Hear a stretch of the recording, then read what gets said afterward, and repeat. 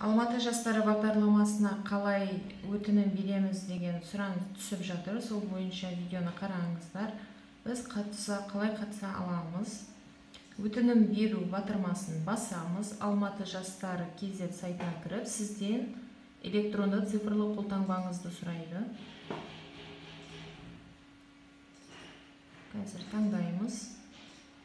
Аут қолтаңбасы менен кіреміз. Сізден құпия сөзді сұрайды. Қазір құпия сөз таңдайтын боламыз.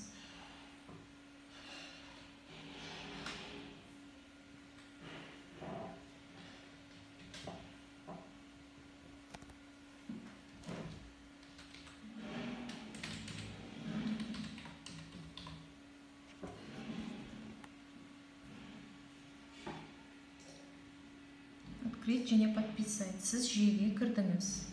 Қазір бүгін сайт дұрыс жұмыс жасамауы мүмкін. Себебі сайтқа кіріп өтінім берушілердің көп болуына байланысты. Және бірнеше рет көрсеңіз болады.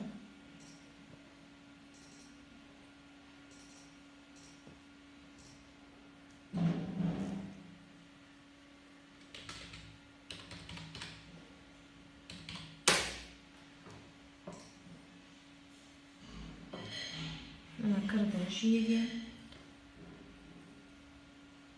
Кіріп, қызмет саласын таңдағаннан кейін добавить өтінішті PDF форматта загрузка жасадым, жүктеп шықтым. Одан кейін анықтама жұмыс орнынан жүктейміз. Мүлкі жоқ анықтама. Бұл жерде отбасы мүшелерінің барлығына болу керек. Ол кәмелеттік жасқа толмаған бала болса да, өзіңізге, жұбайыңызға және балаларыңызға аласыз. Мына жерде тек қана добавить кнопкасы бір тұрғаннан кейін мен өзімнің және күйеуімнің мүлкі жоқ деген анықтаманы PDF форматта біріктіріп алдым. Мен қазір соны салатын боламын. Біріккен анықтама, яғни менің өзімнің анықтамам тұрады және екінші страницада күйеуімнің атында үй жоқ деген анықтама тұратын болады.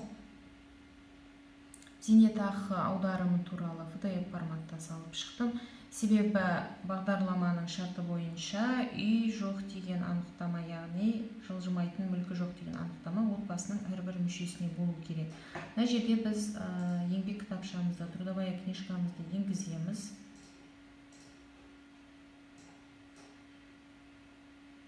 Семейное положение, яғни отбасы жағдайыңыз, сіздің некеге тұрғаныңызды дәлелдейтін құжат.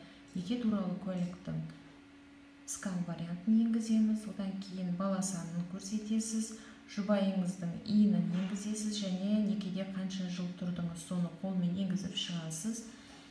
Сіздің қандай да бір категорияңыз, яғни әлеуметтік статусыңыз бар болса, сіз мына жерде көрсету керексіз.